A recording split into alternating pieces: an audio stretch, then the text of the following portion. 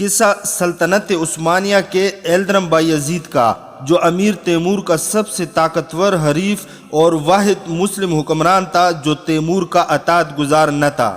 قصہ اس لمحے کا جب جنگ سے ایک روز قبل امیر تیمور نے رات کو ستاروں کی طرف دیکھ کر کہا کہ ہو سکتا ہے کل رات تم میدان جنگ میں میری لاش دیکھو۔ ایلدرم بایزید کی جنگ کے لیے چنی گئی جگہ دیکھ کر تیمور نے اسے بیوقوف تصور کیا، لیکن جب جنگ شروع ہوئی تو تیمور نے کیوں کہا کہ بیوقوف وہ نہیں بلکہ میں خود نہ تجربہ کار ہوں۔ قصہ اس لمحے کا جب ایلدرم بایزید نے تیمور کو لکھا کہ تم ڈر کر فوجی چاونی میں چھپ گئے ہو، اور جواباً تیمور نے اسے لکھا تم تلوار کے ایک ہی وار سے اونٹ کے 2 ٹکڑے کر سکتے ہو اور میری نسبت جوان بھی ہو، آؤ کل میدان جنگ میں تمام سرداروں اور سپاہیوں کے سامنے ایک دوسرے سے تنہا لڑتے ہیں، جو جیتے گا وہ دوسرے کا سر کاٹ سکتا ہے۔ یہ تمام واقعات اس ویڈیو میں پیش کیے جا رہے ہیں۔ صحیح معنوں میں اس داستان کے سیاق و سباق کو سمجھنے کے لیے ویڈیو مکمل سماعت کیجیے گا۔ تیمور کے سامنے کئی راستے تھے، مگر ان میں سے زیادہ تر پہاڑوں اور بند راستوں کی طرف جا نکلتے یا پھر ایسی تنگ گزرگاہوں پر مشتمل تھے جن سے گزرنا تیمور کی فوج کے لیے ممکن نہ تھا۔ کسی فوج کے لیے اس کے سوا کوئی چارہ نہیں ہوتا کہ ایسے راستوں پر چلے جس سے وہ اپنے باربردار جانور گزار سکے، اور اگر اس کے پاس گاڑیاں ہیں تو یہ گاڑیاں بھی وہاں سے گزر سکے۔ اسی وجہ سے تیمور مجبور ہو گیا کہ کونیا کی طرف جانے والے راستے کو اختیار کرے۔ تیمور جانتا تھا کہ کونیا وہی شہر ہے جہاں مثنوی کا مصنف مدفون ہے۔ مثنوی سے مراد مولانا روم کی مشہور مثنوی ہے۔ تیمور کو مثنوی اور اس کے مصنف سے کوئی رغبت نہ تھی، کیونکہ اس کے خیال میں مثنوی کا مصنف تمام دینوں کو برابر جانتا تھا، اور اس کا کہنا تھا کہ کسی بھی دین کو دوسرے دین پر برتری حاصل نہیں، جبکہ تیمور کی نظر میں دین اسلام کو دوسرے مذاہب پر برتری حاصل ہے، اور یہ ایسی حقیقت ہے جس سے انکار ممکن نہیں۔ نوٹ: یہ تیمور لنگ کے ذاتی خیالات ہیں۔ مولانا روم کے خلاف اس کے خیالات اس بات کی طرف اشارہ کرتے ہیں کہ وہ ان کے بارے میں اور ان کے حقیقی مرتبے سے لا علم تھا۔ چونکہ تیمور مثنوی کے بارے میں اچھے خیالات نہ رکھتا تھا، اس لیے جب وہ کونیا میں داخل ہوا تو اس کے ساتھیوں نے اسے مشورہ دیا کہ وہ مولانا روم مراد مولانا جلال الدین رومی کی قبر ڈھا دے اور اس کی ہڈیاں قبر سے باہر نکال دے۔ تاہم تیمور نے اپنے ساتھیوں کو سمجھایا کہ امیر تیمور گورگین کی ایک مردے کے ساتھ لڑائی بری بات ہے، اور میں مولانا کی قبر کو ڈھا کر خود کو رسوا نہ کروں گا۔ مولانا کے مقبرے کے قریب ہی خانقاہ کے نام سے عمارت موجود تھی۔ تیمور نے بعد ازاں اس طرح کی خانقاہیں آذربائیجان کے قصبے اردبیل میں دیکھی۔ اس خانقاہ میں جو مولانا کی قبر کے قریب بنی ہوئی تھی، صوفیوں کی ایک جماعت مقیم تھی جو ہر وقت مثنوی کے اشعار پڑھنے اور سماع و رقص میں مصروف رہتے۔ کہا جاتا تھا کہ یہ صوفی رقص کے دوران مست ہو جاتے ہیں۔ تیمور نے ان سے دریافت کیا کیا وہ لوگ شراب نوشی بھی کرتے ہیں؟ انہوں نے جواب دیا وہ لوگ کبھی شراب کو ہاتھ بھی نہیں لگاتے، کیونکہ وہ اسلامی تعلیمات پر عمل پیرا ہیں۔ کونیا پہنچنے کے بعد تیمور نے خانقاہ میں مقیم صوفیوں کے سردار کو طلب کیا تاکہ اس سے گفتگو کرے اور یہ جان سکے کہ وہ کیا کہتا ہے۔ یہ شخص ایک بوڑھا بارش انسان تھا۔ تیمور نے اس سے پوچھا کیا تو بھی رقص کرتا ہے؟ وہ بولا ہاں، ہم صوفی لوگ روحانی وجد حاصل کرنے کے لیے رقص کرتے ہیں۔ ہمارے اس رقص کا مقصد جسمانی لطف وغیرہ ہرگز نہیں ہوتا۔ تیمور نے اس سے پوچھا کیا تم صوفی مسلمان ہو؟ اس نے جواب دیا کہ وہ سب مسلمان ہیں۔ تیمور نے مزید دریافت کیا اگر ایسی بات ہے تو تم لوگوں نے اسلام میں بدعت کیوں اختیار کر رکھی ہے؟ اس نے جواب دیا ہم نے اسلام میں کوئی بدعت ایجاد نہیں کی، ہم دین کے سچے پیروکار بننے کی کوشش کرتے ہیں۔ پھر وہ مزید کہنے لگا اسلام کی ابتدا عرب سرزمین میں ہوئی تھی، اور چونکہ عرب بدوی تھے اس لیے خدا نے ان کے اپنے احکامات آسان انداز میں نازل کیے تاکہ وہ انہیں سمجھ سکے اور ان کے مطابق عمل کر سکے، لیکن دیندار لوگ خدا کے بیان کردہ احکامات کے علاوہ بھی عبادت کرتے ہیں۔ حضرت علی بن ابی طالب رضی اللہ تعالی عنہ ہر رات عبادت کے وقت بے حد خلوص نیت کی وجہ سے بے ہوش ہو جایا کرتے تھے، اور خوف خدا کی وجہ سے ان پر لرزہ طاری ہو جاتا تھا۔ ہم صوفی لوگوں نے عہد کر رکھا ہے کہ ہم خدا کے بتائے ہوئے احکامات کے علاوہ بھی عبادات کریں گے، اور خدا کے سچے اور مخلص ترین بندوں میں شامل ہوں گے۔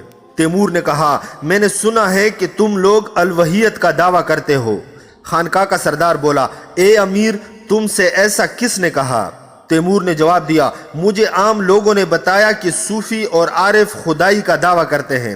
خانقاہ کے سردار نے کہا، نہیں، صوفی یا عارف خدائی کا دعویٰ ہرگز نہیں کرتے، بلکہ وہ تو خدا کی قربت حاصل کرنے اور اس کے نزدیک ہونے کی کوشش کرتے ہیں۔ تیمور نے پوچھا، پھر تم لوگ وحدت الوجود کے نظریہ پر کیوں یقین رکھتے ہو؟ نوٹ: وحدت الوجود کے عقیدے کے مطابق یہ ساری کائنات اور مخلوق اس ذات خداوندی کا عکس ہے اور خود اپنا کوئی وجود نہیں رکھتی۔ تیمور کے سوال کے جواب میں خانقاہ کا سردار بولا، ہم لوگ وحدت الوجود کے نظریہ پر یقین نہیں رکھتے، مگر کچھ عارف ایسے ضرور ہیں جو اس عقیدت پر یقین رکھتے ہیں۔ ان کا ماننا ہے کہ اس کائنات میں خدا کے سوا کچھ نہیں اور خدا ہی ہر چیز یا ہستی ہے، اور چونکہ ہر چیز خدا ہے، تمام دنیا کی اشیاء جن میں انسان بھی شامل ہے خدا کا جزو ہیں۔ مگر ہم کونیا کی اس خانقاہ کے صوفی اس بات پر ایمان نہیں رکھتے۔ ہمارا ماننا ہے کہ انسان اور یہ کائنات تخلیق کردہ ہیں۔ خدا ہستی یعنی وجود سے ما سوا ہے، اور ہستی یا وجود تو خدا کا پیدا کردہ ہے، اور جب وہ چاہے اس سے نیستی میں تبدیل کر سکتا ہے۔ تیمور کا کونیا میں قیام مختصر تھا۔ یہاں سے وہ شمال کی طرف روانہ ہوا اور دریائے کزل ایرماک کے نزدیک پہنچ گیا۔ موسم بہار جاری تھا اور دریا اپنے زوروں پر تھا، اس لیے تیمور اس وقت اپنی فوج کو دریا سے نہیں گزار سکتا تھا، بصورت یہ کہ دریا پر پل تعمیر کرا لیتا۔ چونکہ تیمور بائزان تیوم کی طرف جانا چاہتا تھا، اس لیے اس نے فیصلہ کیا کہ دریا کے کنارے کنارے سفر کیا جائے۔ اس وقت تک تیمور کو ایلدرم بایزید کی فوج کا نام و نشان نظر نہ آیا تھا، اور نہ ہی اس نے تیمور کا راستہ روکا۔ نو بدخشانی تیمور کے ہراول دستے کا نگران تھا اور اپنے دستے کے ساتھ آگے آگے سفر کرتا لمحہ بلمحہ صورتحال سے آگاہ کر رہا تھا۔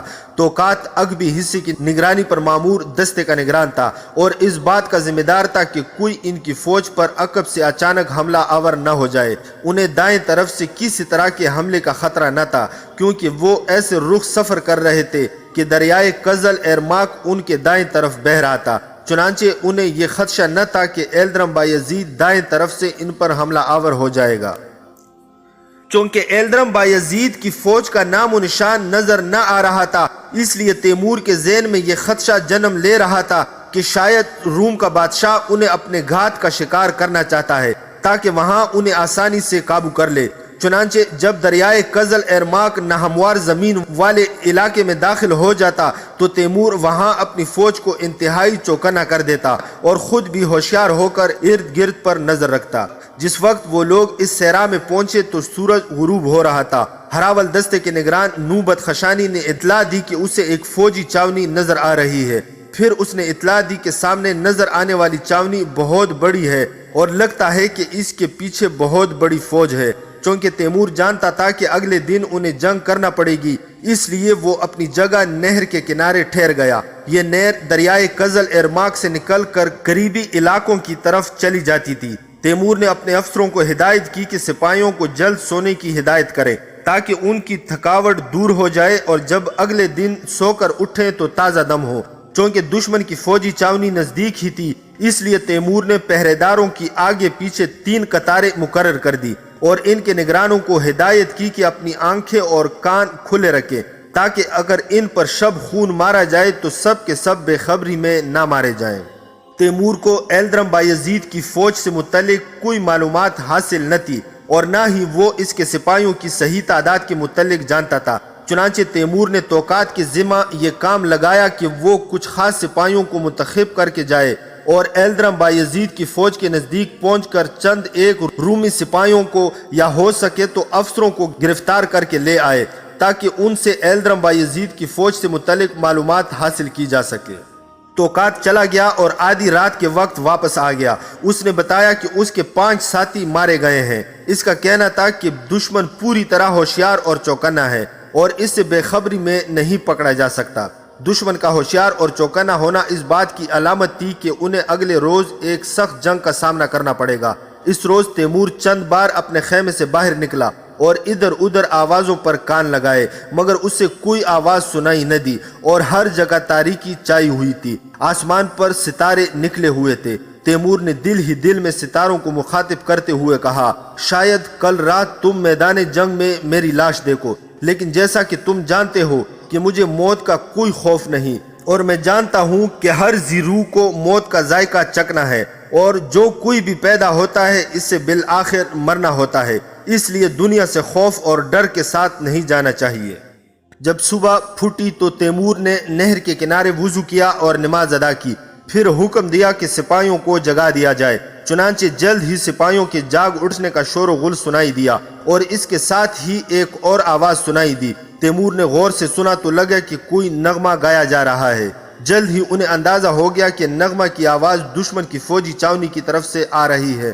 ان لوگوں کے پاس موسیقی کے آلات وغیرہ تھے، اور غالباً وہ جنگ کی صبح یہ نغمہ گاتے تھے۔ بہرحال تیمور کے سپاہیوں نے جلدی سے چھاونی کو سمیٹا اور جنگ کے لیے تیار ہو گئے۔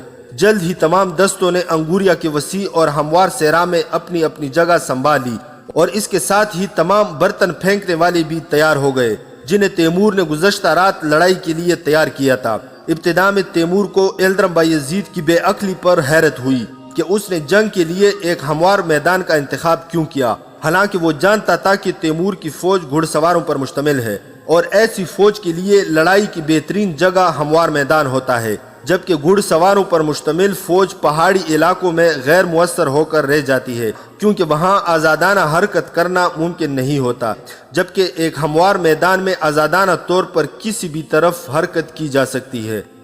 تاہم جب لڑائی شروع ہوئی تب تیمور کو اندازہ ہوا کہ ایلدرم بایزید بے وقوف نہیں بلکہ وہ خود ناتجربہ کار ہے۔ اس نے احتیاط اور دوربینی سے کام لیتے ہوئے ایک ایسی جگہ کا انتخاب کیا تھا جہاں وہ اپنی گاڑیوں سے پوری طرح استفادہ کر سکے۔ اسی لمحے تیمور کو اندازہ ہوا کہ وہ جس گات سے ڈر رہا تھا، یہ وسیع و عریض صحرا وہی گات ہے۔ تیمور کا خیال تھا کہ روم کا بادشاہ اسے کسی پہاڑی یا تنگ گھاٹیوں والی جگہ پر لے جا کر گھات کا نشانہ بنائے گا تاکہ اس کی فوج کو تباہ کر سکے، مگر اس نے اس کے برعکس تیمور کو انگوریا کے وسیع اور ہموار صحرا میں لا گھیرا تاکہ اپنی جنگی گاڑیوں کو بخوبی استعمال کر سکے۔ جب یہ گاڑیاں حرکت میں آئیں تو تیمور نے دیکھا کہ وہ صحرا میں ادھر ادھر پھیل گئیں اور ایک بہت بڑی کمان کی صورت اختیار کر لی۔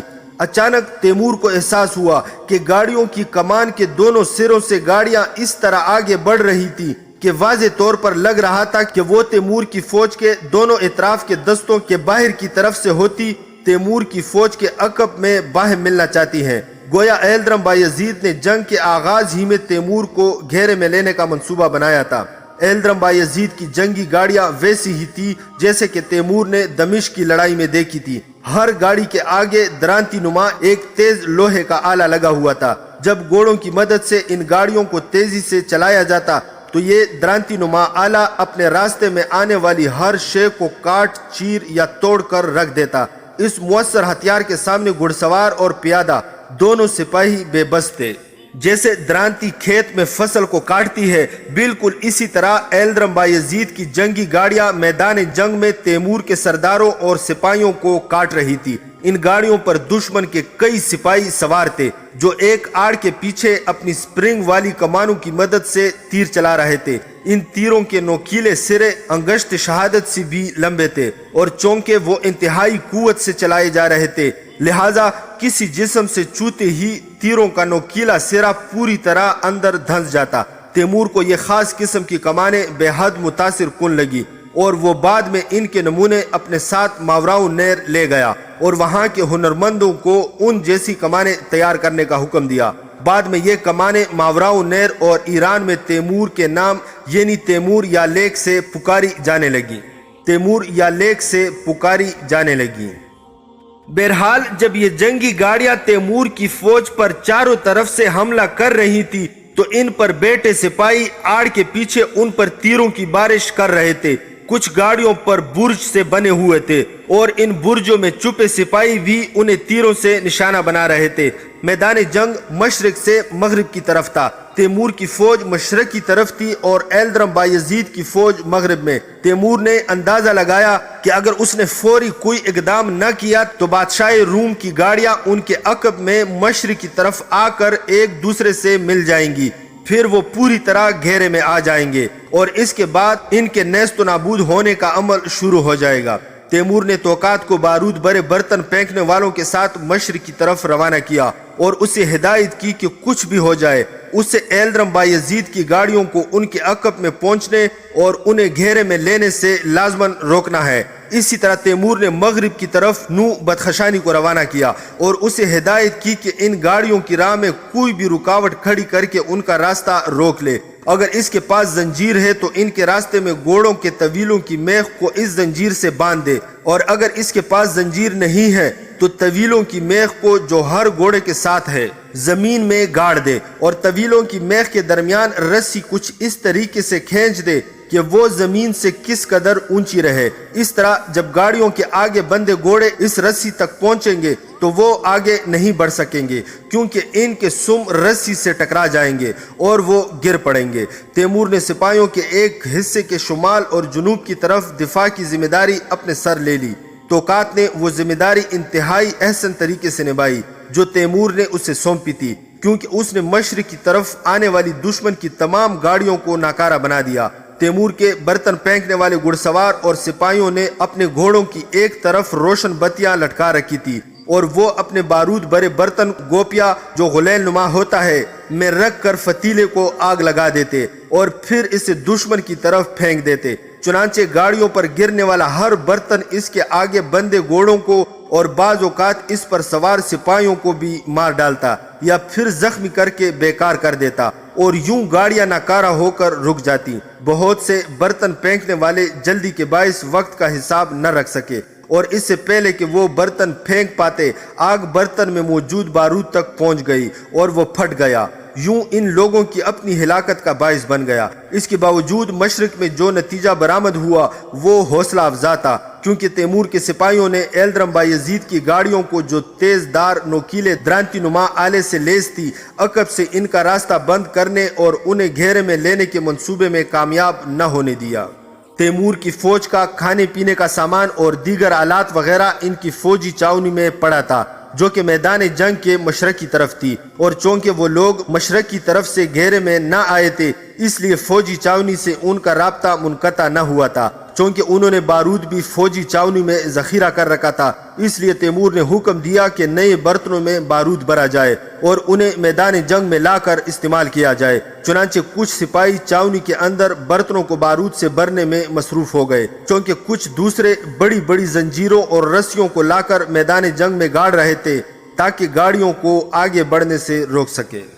ابھی دن کا 1/4 حصہ بھی نہ گزرا تھا کہ تیمور نے اپنے سپاہیوں کے ایک دستے کو یہ ذمہ داری سونپی کہ وہ نزدیکی گاؤں اور قصبوں میں جا کر جس قدر بھی میخیں، تختے، رسیاں اور زنجیریں ملیں فوجی چاونی میں پہنچا دے۔ ان اشیاء کی منتقلی کے لیے مقامی لوگوں سے بگار لی جائے اور جو کوئی انکار کرے اسے فوری طور پر قتل کر دیا جائے۔ تیمور نے سپاہیوں کے ایک اور دستے کو ذمہ داری سونپی کہ وہ فوجی چاونی کے اس طرف جدھر میدان جنگ ہے رسیوں، زنجیروں اور تختوں کی مدد سے ایک دیوار سی کھڑی کر دیں تاکہ ان کی چاونی ایک مضبوط قلعے کی صورت اختیار کر لے اور انہیں کسی بھی طرح کے شب خون کا خطرہ نہ رہے۔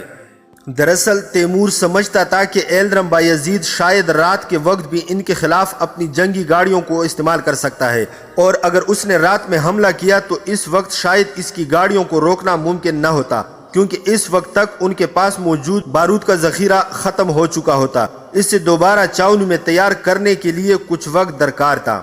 اس روز جب دشمن کی گاڑیاں تیمور کے سپاہیوں کی طرف کھڑی کی گئی رکاوٹوں سے ٹکراتی تو ان کے ساتھ بندے گھوڑے نیچے گر جاتے، چنانچہ تیمور کے سپاہی ان گھوڑوں پر دونوں طرف سے حملہ کر کے انہیں ہلاک کر دیتے۔ اس کے بعد گاڑیوں میں سوار افراد یا تو گاڑیوں کے اندر ہی میں سور رہ کر مارے جاتے یا پھر باہر نکل کر لڑنے لگتے۔ دشمن کی جنگی گاڑیوں سے چلائے جانے والے تیر جنہیں سپرنگ والی کمان کے ذریعے پھینکا جاتا تھا تیمور کے گھوڑ سوار سپاہیوں اور ان کے گھوڑوں کے لیے بے حد نقصان دہ ثابت ہو رہے تھے، لیکن پھر بھی اگرچہ انہیں بہت سے سپاہیوں کی قربانی دینا پڑی تیمور کے سپاہی دشمن کا راستہ روکنے میں کامیاب ہو گئے تھے۔ اس روز انہوں نے ایک بات بھی جان لی، وہ یہ کہ ایلدرم بایزید کی اصل قوت اس کی جنگی گاڑیاں ہیں، اور اگر وہ کسی طرح ان گاڑیوں کو پوری طرح ناکارہ بنانے میں کامیاب ہو جائیں تو بآسانی اس کی فوج کو شکست دینے میں کامیاب ہو جائیں گے، جو کہ زیادہ تر پیادہ سپاہیوں پر مشتمل تھی اور اس میں بہت کم گھڑ سوار تھے۔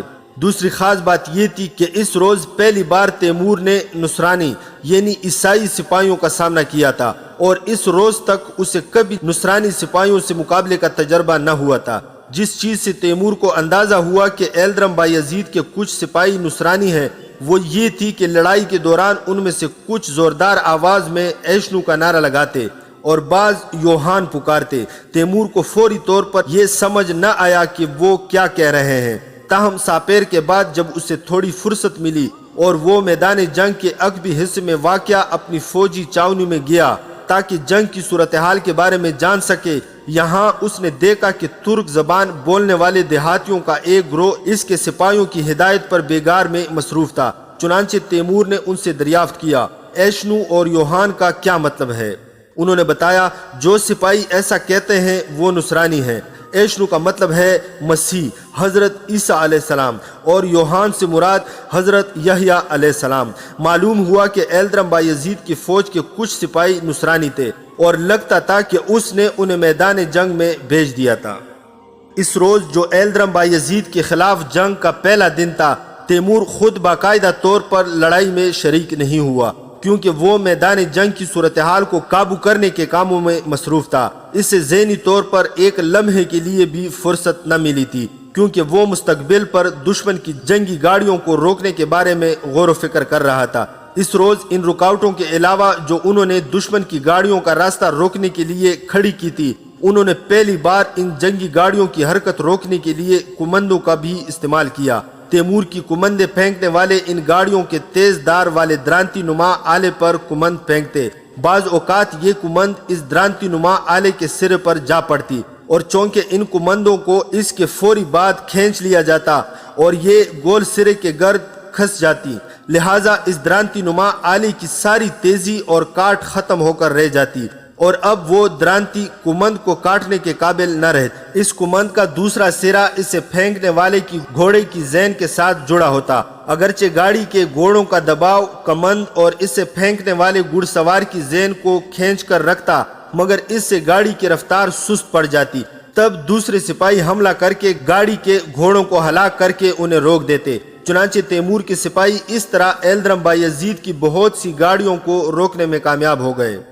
جب کبھی بادشاہ روم کے پیادہ سپاہی ان جنگی گاڑیوں کے حصار سے نکل جاتے تو تیمور کے سپاہی بہت آسانی سے انہیں قابو کر کے قتل کر دیتے۔ اس سے تیمور نے اندازہ لگایا کہ اگر وہ گاڑیوں کے خطرے کو کم کرنے میں کامیاب ہو جائیں تو فتح ان کا مقدر ہو سکتی ہے۔ غروب آفتاب تک وہ جنگ کرتے رہے۔ تیمور دشمن سے رابطہ جلد منقطع کر کے واپس اپنی فوجی چھاونی کی طرف جا سکتا تھا، مگر وہ چاہتا تھا کہ جب اس کی فوج اپنی چھاونی میں واپس لوٹے تو وہ اس کی فوج کے لیے بالکل تیار ہو۔ انہیں دشمن کی تمام گاڑیوں کو ناکارہ بنانے کی خاطر مزید بارود کی تیاری اور اس سے سکھانے کا کام مکمل کرنے کے لیے کم از کم 2 دن کا وقت درکار تھا۔ چونکہ موسم گرم تھا لہٰذا بارود جلد سوکھ جاتا تھا، تاہم سردیوں اور موسم خزاں کے دوران اس سے سوکھنے میں کافی دیر لگتی۔ یہ ممکن تھا کہ انہیں فوجی چھاونی میں 2 روز تک قیام کرنا پڑتا، لہٰذا انہیں خود کو محاصرے کے لیے تیار رکھنا تھا۔ تیمور کو پانی کی کمی کا کوئی خدشہ نہ تھا کیونکہ دریائے قزل ایرماک ان کی چھاونی کے بالکل ساتھ مشرقی جانب بہہ رہا تھا، تاہم ان کے پاس خوراک کی کمی تھی۔ چنانچہ تیمور نے حکم دیا کہ آس پاس موجود دیہات سے جس قدر ممکن ہو کھانے پینے کے اشیاء اور چارہ فوجی چھاونی میں منتقل کر لیا جائے۔ سپاہیوں کو حکم دیا گیا کہ مقامی لوگوں کو کھانے پینے کے اشیاء اور چارہ پہنچانے کی بگار پر لگایا جائے۔ غروب آفتاب کے وقت تیمور نے دشمن سے رابطہ منقطع کیا اور اس کے سپاہی واپس چھاونی میں لوٹ گئے۔ انہوں نے زخمیوں کو بھی چھاونی میں منتقل کر دیا تاکہ ان کے زخموں کی مرہم پٹی کی جا سکے، تاہم اس روز وہ اپنے مرنے والے ساتھیوں کی میتوں کو میدان جنگ سے لے جانے اور انہیں دفن کرنے کا کام انجام نہ دے سکے۔ رات کا اندھیرا پھیلے 2 گھنٹے بھی نہ گزرے تھے کہ میدان جنگ سے لگڑ بگوں کی آوازیں سنائی دینے لگی۔ اور تیمور نے سوچا کہ یہ لگڑ بگے لاشیں نوچنے کے لیے آئے ہیں۔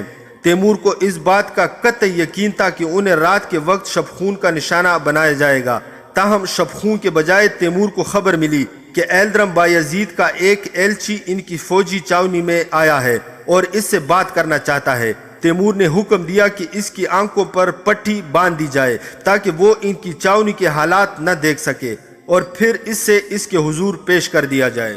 تیمور نے اس ایلچی سے ترکی زبان میں پوچھا، کون ہے تو اور مجھ سے کیا چاہتا ہے؟ اس آدمی نے اپنا تعارف کروایا اور معلوم ہوا کہ وہ ایک سردار ہے اور اس کا مرتبہ تومان باشی یعنی 10,000 سپاہیوں کے سردار کا ہے۔ پھر اس نے ایک خط تیمور کو پیش کیا۔ تیمور نے خط کھولا اور دیکھا کہ وہ فارسی زبان میں تحریر کیا گیا تھا۔ خط میں ایلدرم بایزید نے تیمور کو تیمور بیگ کے نام سے پکارا تھا۔ نوٹ: بیگ ایک خطاب تصور کیا جاتا تھا جس کا مطلب سردار یا فرمان رواں تھا، اور اس میں لکھا تھا، جیسا کہ تو نے دیکھ لیا، تیرے آگ کے برتن جس پر میرے خیال میں تجھے بہت بھروسہ ہے آج زیادہ مؤثر ثابت نہ ہو سکے، چونکہ تجھ پر خوف نے غلبہ پا لیا تھا، لہٰذا تجھے میدان جنگ چھوڑ کر فرار ہونا پڑا اور اپنی لشکرگاہ میں پناہ لینا پڑی۔ تیرے لیے بہتر یہی ہے کہ کل صبح ہوتی ہی اسی راستے سے لوٹ جا جس راستے سے چل کر یہاں تک آیا ہے، کیونکہ کل ہم اس سے بھی زیادہ جنگی گاڑیاں تیرے مقابلے پر لائیں گے جتنی آج تیرے خلاف استعمال کی ہیں۔ تیمور نے اپنے کاتب کو طلب کیا اور اس کے جواب میں یہ خط تحریر کروا دیا: میں میدان جنگ سے فرار نہیں ہوا بلکہ وہاں سے لوٹ آیا ہوں۔ میں نے اپنی فوج کو واپسی کا حکم دیا کیونکہ اس کے لیے یہی مفید ترین تھا۔ ایک سپہ سالار کو ہمیشہ اپنی فوج کا بہترین مفاد پیش نظر رکھنا ہوتا ہے۔ تو نے مجھ پر خوفزدہ ہونے کا الزام لگایا ہے اور کہا ہے کہ میں خوف کے مارے میدان جنگ سے بھاگ گیا، اگرچہ تو میرے مقابلے میں جوان مرد ہے، لیکن تجھ پر یہ ثابت کرنے کے لیے کہ میں ہرگز خوفزدہ نہیں، میں کل صبح تجھ سے دونوں فوجوں کے سرداروں اور سپاہیوں کے سامنے تنہا لڑنے کے لیے تیار ہوں۔ تیرے بارے میں کہا جاتا ہے کہ تو اپنی تلوار کی طاقت سے ایک ہی وار میں اونٹ کے 2 ٹکڑے کر سکتا ہے، چنانچہ ہم دونوں میں سے جو بھی فاتح ہوا وہ دوسرے کا سر کاٹ دے گا۔ چنانچہ میں آج رات اپنے بعد اپنی فوج کا سپہ سالار منتخب کر دوں گا۔ میں تجھے بھی ایسا کرنے کا مشورہ دوں گا تاکہ جب ہم دونوں میں سے کوئی ایک مارا جائے تو اس کی فوج سپہ سالار کے بغیر نہ رہ جائے۔ اگر تو مجھ سے تنہا لڑائی پر راضی ہو تو مجھے آدھی رات سے قبل اپنے فیصلے سے آگاہ کر دے۔ تو تیمور نے اسے بند کر کے رومی افسر کے حوالے کر دیا اور اس سے کہا، یہ ایلدرم بایزید کے خط کا جواب ہے۔ پھر اس کے بعد اس نے رومی سردار کو خط کی تفصیلات سے آگاہ کیا اور اس سے کہا، ایلدرم بایزید نے مجھے بزدل کہا ہے، لہٰذا اس خط میں میں نے اس سے لکھا ہے کہ میں کل صبح اس سے تنہا لڑنے کو تیار ہوں۔ ہم دونوں میں سے جو دوسرے کو شکست دینے میں کامیاب ہو جائے وہ شکست کھانے والے کا سر کاٹ سکتا ہے۔ تم بھی ان باتوں کو یاد رکھنا۔ تیمور نے رومی سردار کو خط کی تفصیلات سے اس لیے آگاہ کیا تاکہ اگر ایلدرم بایزید اس سے تنہا لڑنا نہ چاہے تو اس کا سردار جان لے کہ تیمور ایسا کرنے پر تیار تھا اور وہ یہ بات اپنے دوسرے ساتھیوں تک بھی پہنچا دے۔ اس رات تیمور کو ایلدرم بایزید کی طرف سے کوئی جواب موصول نہ ہوا اور یہ ظاہر ہو گیا کہ وہ تیمور سے تنہا لڑنا نہیں چاہتا، اس کے بجائے اس کی بہت سی جنگی گاڑیاں مختلف اطراف سے ان کی فوجی چاونی کے نزدیک آئیں، مگر جب انہوں نے دیکھا کہ وہ فوجی چاونی کے اندر داخل نہیں ہو سکتے تو واپس لوٹ گئے اور اس کے بعد اگلی صبح تک کوئی خاص واقعہ پیش نہ آیا۔ اگلی صبح تیمور نے اپنے سپاہیوں کو حکم دیا کہ دریائے قزل ارما کے نزدیک فوجی چاونی کے حصے میں بارود کی تیاری شروع کر دیں اور انہیں ہدایت کی کہ اسے کثیر تعداد میں تیار کر کے برتنوں میں استعمال کے لیے تیار کریں۔ جس جگہ یہ بارود تیار کیا جانا تھا وہ دریا کے بالکل نزدیک تھی۔ دوپہر کے قریب تیمور نے دیکھا کہ آسمان پر بادل چھا رہے ہیں، چونکہ بہار کا موسم تھا، لہٰذا تیمور نے خیال کیا کہ شاید بارش شروع ہو جائے۔ چنانچہ اس نے حکم دیا کہ فوجی چاونی میں جس قدر نمدہ ہے اسے لا کر چھت کی صورت بارود کے اوپر رکھ دیا جائے تاکہ اگر بارش ہونے لگے تو بارود گیلا ہو کر ناکارہ نہ ہو جائے۔ تقریباً 3 گھنٹے بعد بادلوں کے گرجنے کی آواز سنائی دی اور بجلی چمکنے لگی۔ تیمور نے خود جا کر نمدہ کی چھت کا بغور معائنہ کیا جو اس کے سپاہیوں نے بارود کو محفوظ رکھنے کے لیے کھڑی کی تھی۔ پھر موسلادھار بارش شروع ہو گئی اور یہ اس قدر شدید تھی گویا طوفان نو کا منظر پیش کر رہی تھی۔ کچھ ہی دیر میں دریائے قزل ارما کے پانی کی سطح بلند ہو گئی اور مختلف اطراف سے بارش کا پانی بہہ کر شامل ہونے سے دریا کے پانی کا رنگ مٹیالہ سا ہو گیا۔ اگر دریا کا پانی اس حد تک اونچا ہو جاتا کہ اس کے کناروں سے بہہ کر ان کی فوجی چھاونی میں داخل ہو جاتا تو اس صورت میں نہ صرف ان کا تیار کردہ بارود ناکارہ ہو کر رہ جاتا بلکہ ان سب کو خود بھی چھاونی سے باہر نکلنا پڑتا اور یقینی طور پر دشمن اسی لمحے کا فائدہ اٹھا کر ان پر حملہ کر دیتا۔ انہوں نے اپنی چھاونی کے باہر جو رکاوٹیں کھڑی کی تھی، اگرچہ انہوں نے دشمن کا راستہ روک کر اس سے واپس جانے پر مجبور کر دیا تھا، مگر بارش کی صورت میں چونکہ انہیں چھاونی سے باہر آنا پڑتا، لہٰذا وہ ان رکاوٹوں سے کام نہیں لے سکتے تھے۔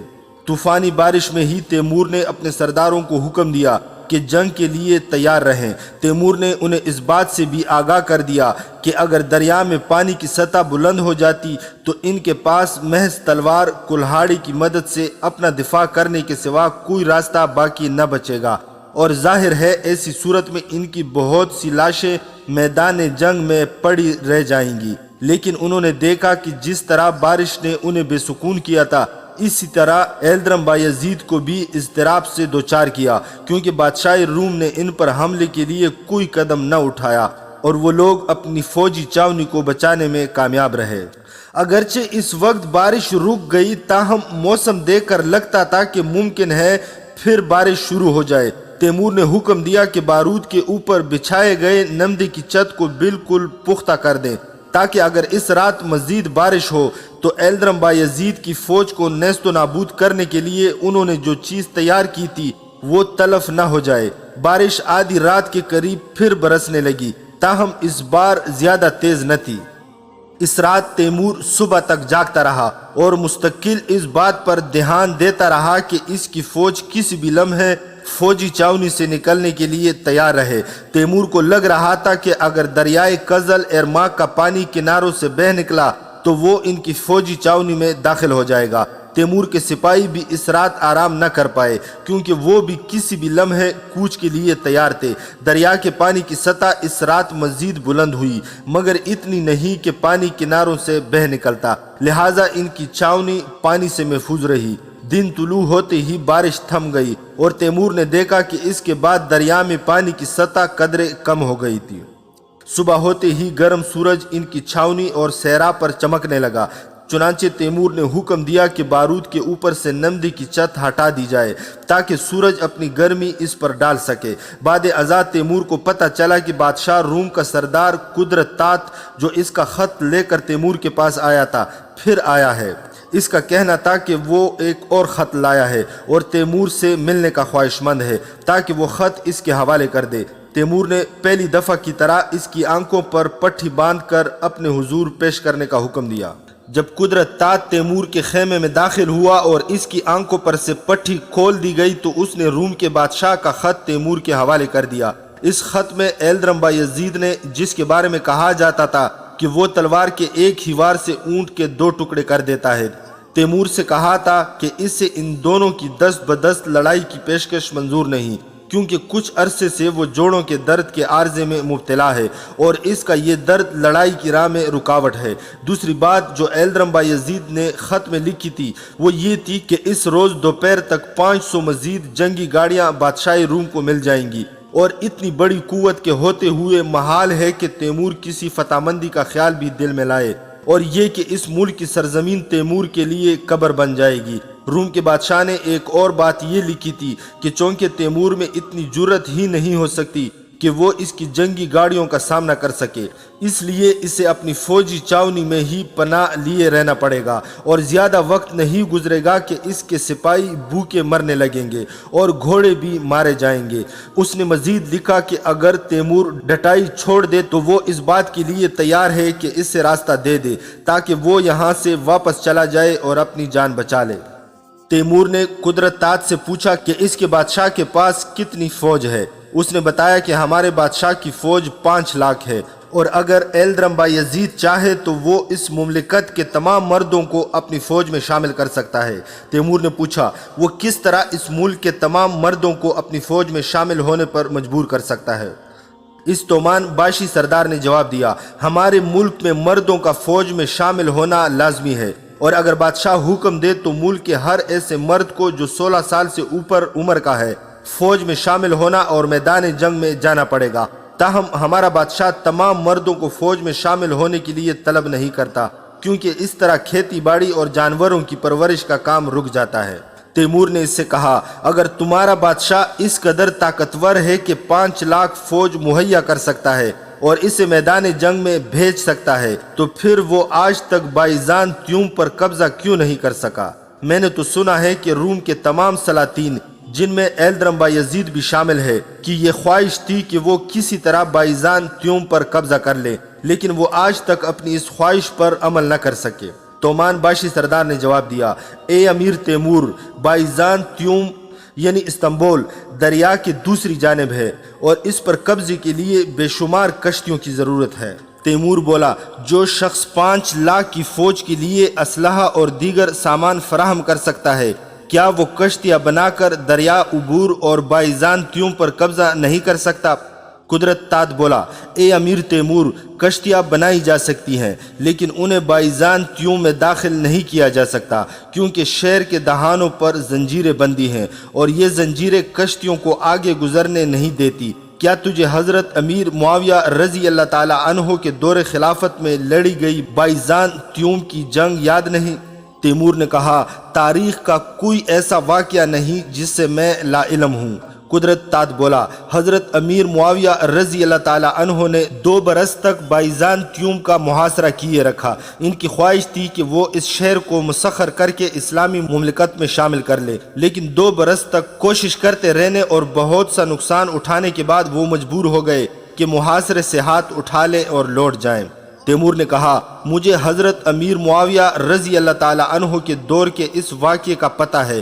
اس موقع پر مذکورہ زنجیریں حضرت امیر معاویہ رضی اللہ تعالی عنہ کی کشتیوں سے وہاں سے گزرنے میں حائل نہ ہوئی تھی، بلکہ ایک خاص قسم کی آگ تھی جو بجھ ہی نہ پاتی تھی، اور حضرت امیر معاویہ رضی اللہ تعالی عنہ اسے جادو کا کھیل قرار دے رہے تھے۔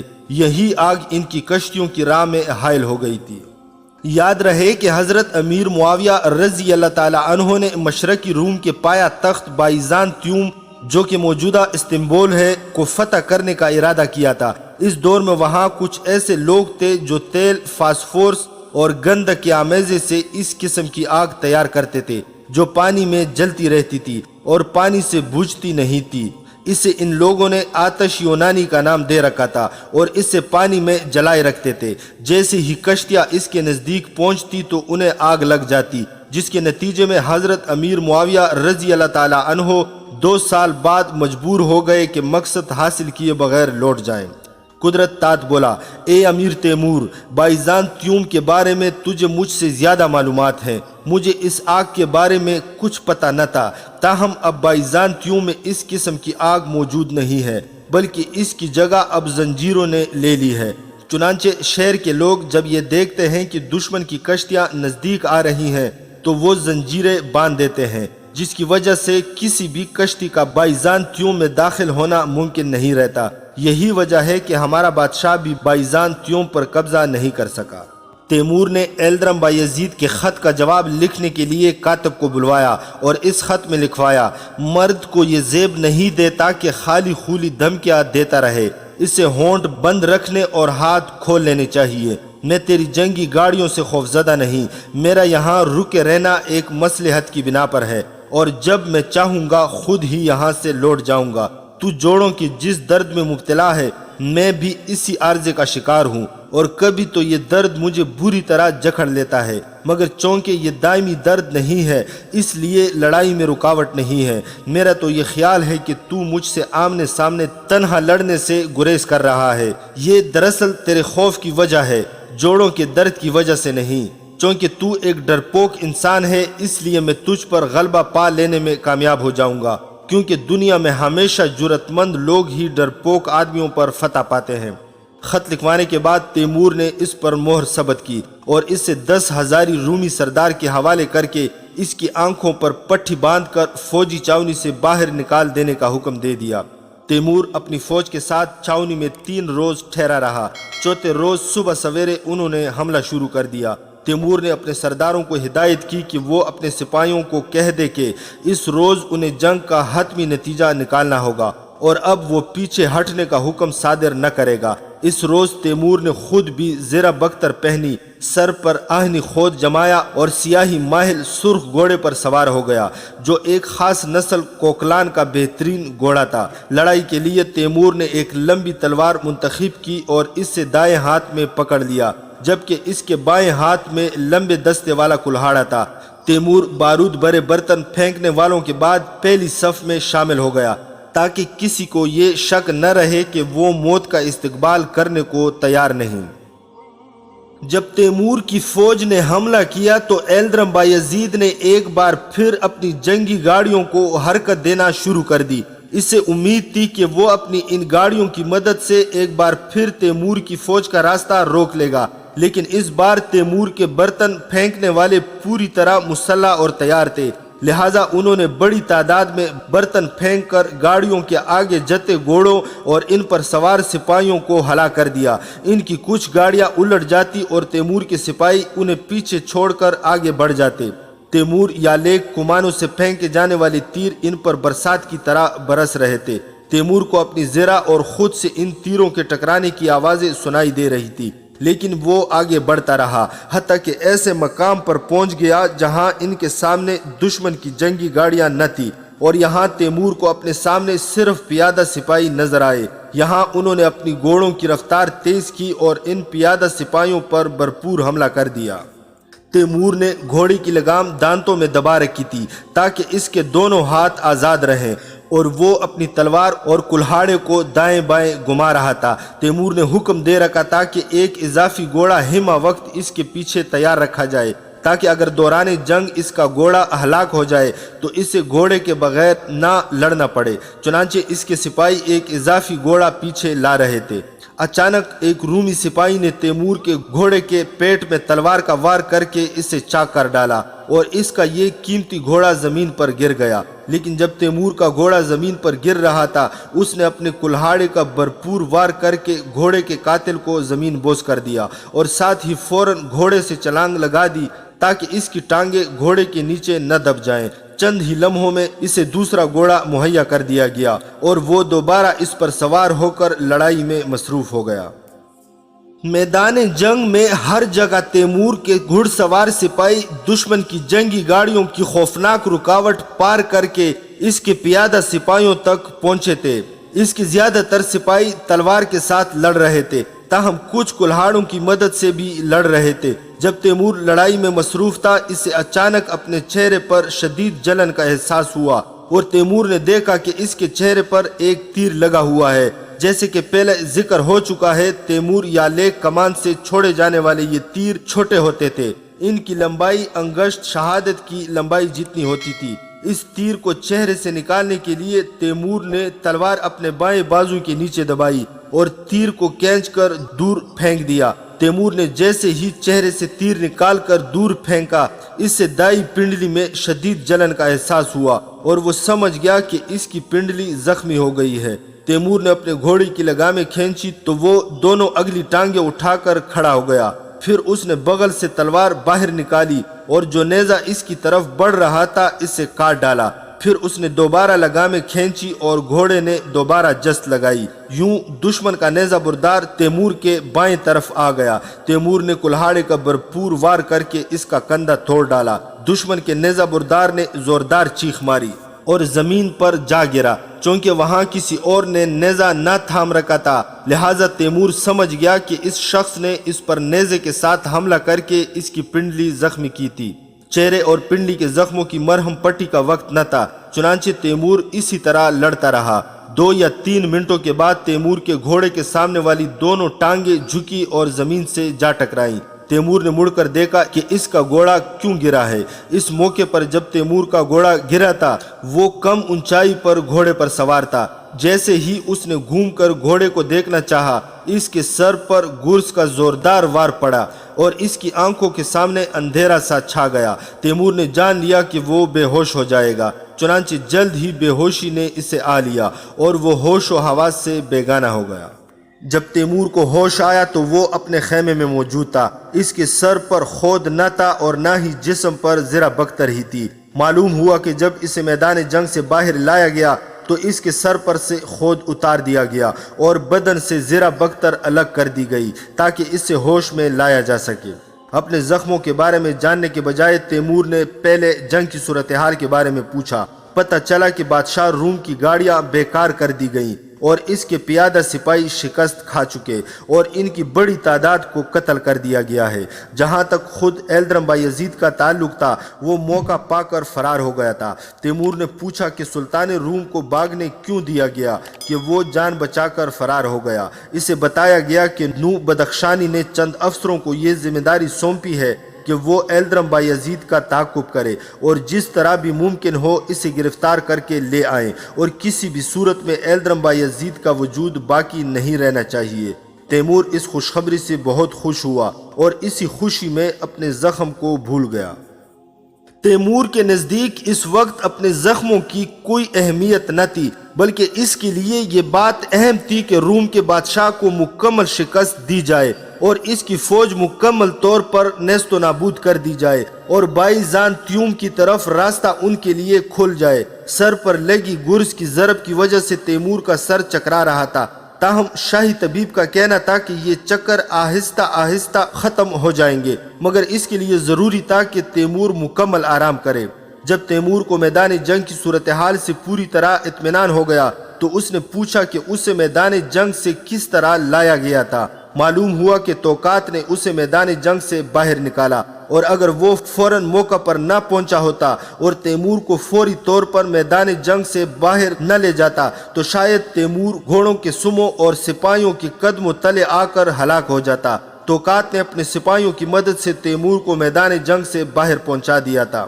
تیمور زخموں کے باعث سکون سے بیٹھ سکتا تھا اور نہ لیٹ سکتا تھا، لیکن اگر اٹھنے کی کوشش کرتا تو فوراً اس کا سر چکرانے لگتا اور مجبوراً اسے سر نیچے رکھ کر آنکھیں بند کرنا پڑتی تاکہ چکروں سے نجات مل سکے۔ جب جنگ مکمل طور پر ختم ہو گئی تو تیمور کو بتایا گیا کہ ایلدرم بایزید کے لگ بھگ 60,000 سپاہی گرفتار ہوئے ہیں۔ تیمور نے حکم دیا کہ ان سپاہیوں کی دیکھ بھال روم کے بادشاہ کے خرچ سے کی جائے اور ان سپاہیوں اور افسروں سے دریافت کیا جائے کہ سپاہیوں کی غذا تیار کرنے کی جگہ اور وسیلہ کیا ہے، اس لیے کہ ایلدرم بایزید کے سردار یقیناً جانتے تھے کہ اس کے ذرائع آمدنی کیا اور کہاں ہیں۔ چنانچہ تیمور نے ہدایت کی کہ ان سرداروں سے تفتیش جاری رکھی جائے جب تک کہ ایلدرم بایزید خود گرفتار ہو کر اس کے بارے میں نہ بتا دے۔ تیمور فتح حاصل کرنے کے بعد جلد از جلد شہر کیساریہ پہنچنا چاہتا تھا کیونکہ اسے معلوم تھا کہ یہ شہر ایلدرم بایزید کا پایہ تخت ہے۔ تیمور کو یہ بھی معلوم تھا کہ کیساریہ ایک ایسا راستہ ہے جہاں سے کیلیکیا کی طرف سے جا کر بائزانتیوم پہنچ جاتے ہیں، یعنی یہ راستہ ایک ایسے دریا تک پہنچتا تھا جس کے اس پار بائزانتیوم واقع تھا۔ تیمور کے سپاہی مردوں کو دفنانے اور زخمیوں کے علاج معالجے کے بعد دوبارہ چل پڑے تاکہ کیساریہ پہنچ جائیں۔ تیمور نے گھوڑے پر سوار ہونا چاہا مگر دائیں پاؤں اور چہرے کے زخموں کے ساتھ ساتھ چکر بھی سواری کی راہ میں حائل ہوئے۔ طبیب نے مشورہ دیا کہ تیمور تخت روا پر سفر کرے تاکہ اسے آرام کا موقع مل سکے، چنانچہ اس کے لیے تخت روا لگا دیا گیا اور تیمور اس پر لیٹ گیا۔ یوں کیساریہ کی طرف ان کا سفر شروع ہو گیا۔ کیساریہ پہنچنے سے پہلے تیمور نے راستے میں نظر آنے والے لوگوں سے جو ترکی زبان بولتے اور سمجھتے تھے اور جن سے بات کرنے کے لیے تیمور کو کسی ترجمان کی ضرورت نہ تھی بات چیت کی۔ ان لوگوں نے بتایا کہ کیساریہ میں 2 حصار ہیں، جن میں سے ایک تو مٹی اور بجری کا بنا ہوا ہے اور دوسرا حصار پتھر کا ہے۔ مٹی کی فصیل پتھر کی فصیل سے پہلے تھی اور دونوں کے درمیان 50 گز کا فاصلہ تھا۔ اگر کوئی حملہ آور فوج پہلا حصار عبور کرنے میں کامیاب ہو جاتی تو تو دوسرے حصار کے سامنے پہنچ کر رک جاتی۔ مقامی لوگوں نے یہ بھی بتایا کہ کبھی کیساریہ میں 1,00,000 سوار اور پیادہ سپاہیوں کی فوج ہوا کرتی تھی اور یہ وہاں کی مستقل حفاظتی فوج ہوتی تھی۔ جب شہر کے آثار دکھائی دیے تو تیمور نے دیکھا کہ وہاں 2 حصار بنے ہوئے تھے، تاہم جیسا کہ بتایا گیا تھا یہ حصار زیادہ مضبوط نہ تھے، خاص طور پر مٹی کی فصیل تو بالکل ایسے لگ رہی تھی کہ کبھی اس کی مرمت ہی نہ کی گئی ہو۔ تاہم تیمور نے اندازہ لگایا کہ مذکورہ شہر پائیداری دکھائے گا اور ضروری ہے کہ اسے محاصرہ کر کے فتح کیا جائے، لیکن جب وہ اپنی فوج کے ساتھ شہر کے سامنے پہنچا تو اس نے دیکھا کہ کچھ لوگ جماعت کی صورت شہر سے باہر آ رہے ہیں۔ یہ لوگ سیدھے تیمور کے سامنے آئے اور بتایا کہ ان لوگوں کا تعلق کیساریہ سے ہے اور وہ یہ بتانے آئے ہیں کہ وہ اطاعت قبول کرتے ہیں۔ تیمور نے ان سے پوچھا، آیا ایلدرم بایزید شکست کھانے کے بعد فرار ہو کر اس طرف آیا ہے یا نہیں؟ ان لوگوں نے جواب دیا، انہوں نے ایلدرم بایزید کو نہیں دیکھا اور وہ میدان جنگ سے اس طرف نہیں لوٹا۔ تیمور نے ان سے پوچھا کہ ایلدرم بایزید کا خزانہ کہاں ہے؟ انہوں نے بتایا کہ اس نے اپنا خزانہ انطاکیہ میں منتقل کر دیا ہے۔ تیمور نے ان لوگوں سے کہا، ایلدرم بایزید کے 60,000 سپاہی قید میں ہیں، انہیں غذا کی ضرورت ہے، میں انہیں غذا مہیا نہیں کر سکتا، چنانچہ ضروری ہے کہ ایلدرم بایزید کی رقم سے ان قیدیوں کی ضروریات پوری کی جائیں، چونکہ روم کا بادشاہ فرار ہو گیا ہے اور تم سب اس کی رعایا ہو اور اس کی حکومت میں اہم منصب پر فائز رہے ہو، تمہیں چاہیے کہ قیدیوں کی دیکھ بھال کا بندوبست کرو۔ شہر کے بڑے لوگوں نے کہا کہ ہمیں منظور ہے اور قیدیوں کی دیکھ بھال کا بندوبست ہم کریں گے۔ تیمور اپنے ساتھیوں کے ساتھ شہر میں داخل ہو گیا اور وہاں اس محل میں قیام کیا جس میں ایلدرم بایزید سکونت پذیر تھا۔ معلوم ہوا تھا کہ بادشاہ روم اپنے خاندان کو بھی انطاکیہ لے گیا ہے۔ تیمور جس روز کیساریہ میں داخل ہوا، اسی روز شہر کے بڑوں نے باہم مشاورت کی اور یہ طے کیا کہ جو قیدی فدیہ ادا کر سکے تو وہ آزاد ہو جائیں اور باقی سپاہیوں کی خوراک کا خرچ روم کا بڑا خزانے دار اٹھائے۔ روم کا سب سے بڑا خزانے دار ایک ایسا شخص تھا جس کے ماتحت کئی دوسرے خزانے دار تھے اور یہ لوگ اس کے ماتحت مالیہ وغیرہ وصول کر کے خزانے میں جمع کراتے تھے۔ تیمور نے شہر کے بڑوں کا تجویز کردہ حل قبول کر لیا۔ اس روز روم کا سب سے بڑا خزانچی تیمور کے حضور پیش ہوا۔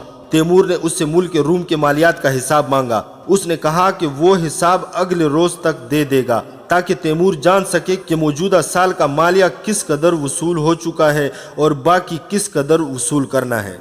اگلے روز سب سے بڑا خزانچی، جسے اچھی طرح معلوم تھا کہ اس کا سر اس کی صحیح رپورٹ سے ہی بچ سکتا ہے، تیمور کے حضور مالیات کا حساب کتاب لے کر پیش ہو گیا۔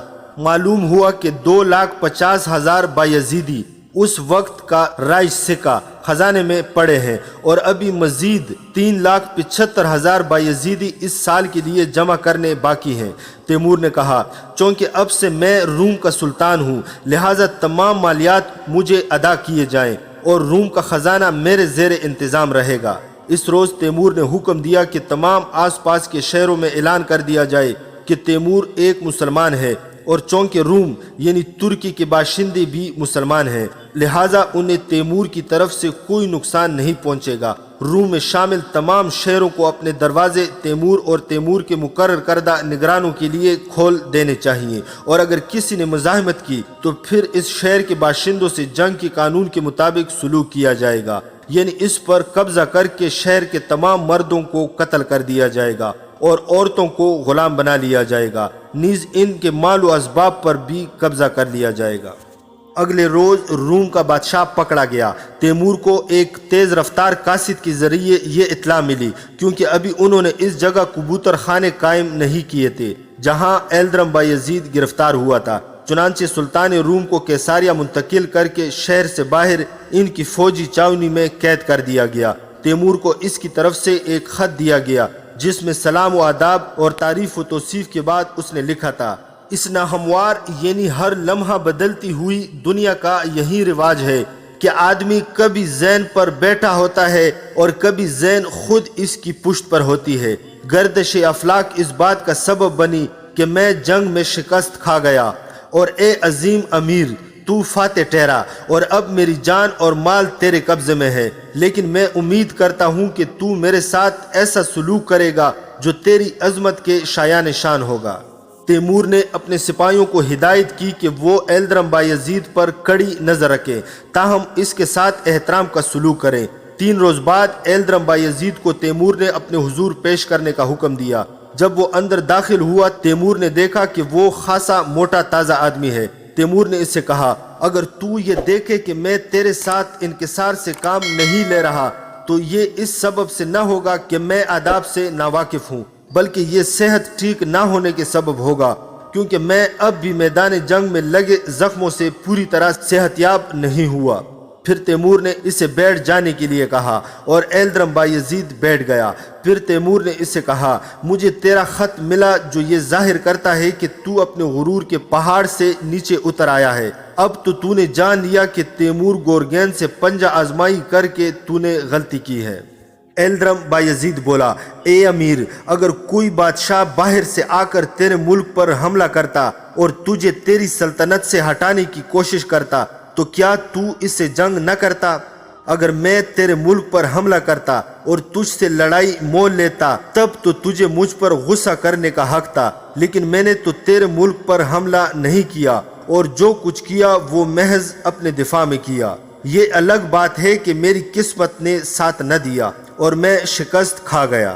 تیمور نے اس سے کہا میں تیرا یہ عذر قبول کرتا ہوں کہ تو میرے ساتھ جنگ پر مجبور تھا، میرا تجھے مارنے کا کوئی ارادہ نہیں ہے، تاہم میں تجھ سے 2 باتیں چاہتا ہوں۔ پہلی یہ کہ اپنا خزانہ میرے حوالے کر دے اور جو بھی سرمایہ جواہر وغیرہ تیرے پاس ہیں وہ مجھے دے دے۔ ایلدرم بایزید بولا مجھے منظور ہے، میں اپنا سارا خزانہ تیرے حوالے کر دوں گا۔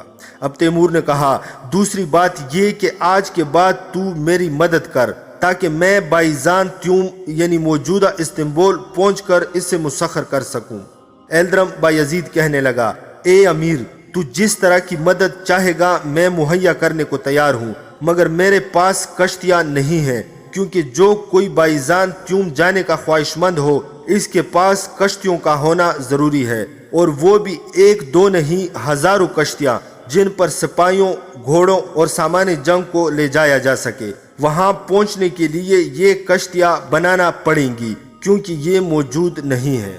ہماری آنے والی ویڈیو جو انشاءاللہ قسط نمبر 25 پر مشتمل ہوگی، جس میں ہم امیر تیمور کے بائزان تیوم کی طرف جنگی سفر کی داستان پیش کریں گے، جس کے بارے میں کہا جاتا تھا کہ اس ملک میں 2000 سال سے خزانہ جمع ہے اور ہر گھر میں خزانہ موجود ہے، اور اس کو فتح کرنے کے لیے سب سے مشکل چیز وہ آگ تھی جو اس ملک کے ارد گرد موجود پانیوں میں بھی جلتی تھی۔